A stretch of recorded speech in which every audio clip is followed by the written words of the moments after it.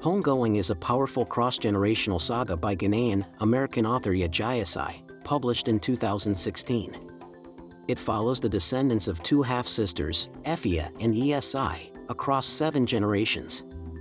Efia, married to a British governor in Ghana, lives in privilege, while her sister Esi is imprisoned in the dungeons of Cape Coast Castle and sent to America as a slave. The narrative alternates chapters between Ghana and the United States, illuminating the interwoven traumas of colonialism, slavery, racism, and the struggle for identity. We meet characters like Kei, Abina, Akua, Kojo, Willie, Sonny, Marcus, and Marjorie, each bearing the weight of inherited pain, yet carrying seeds of resilience and hope. Sparknotes.com. Gyasi uses symbolism such as a stone pendant passed through generations, echoing themes of ancestral memory and healing.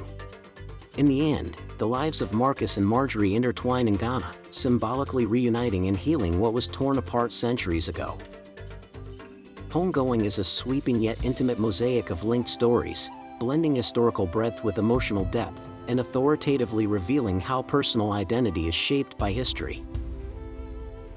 To conclude, these are the 5 main characteristics of Homegoing by Yaa Gyasi. Dual lineage structure across 7 generations. Alternating between Ghana and America, the novel tracks 2 sisters' bloodlines through centuries. Portrait of trauma and resilience. The legacy of slavery and racism shadows each descendant, but so does endurance and hope. Strong ancestral symbolism. Recurring motifs, especially the pendant, connect characters across time, embodying memory and reconnection. Complex female protagonists. Women like Efia, Esi, Akua, Abina, and Marjorie are central in navigating oppression, love, and self-discovery.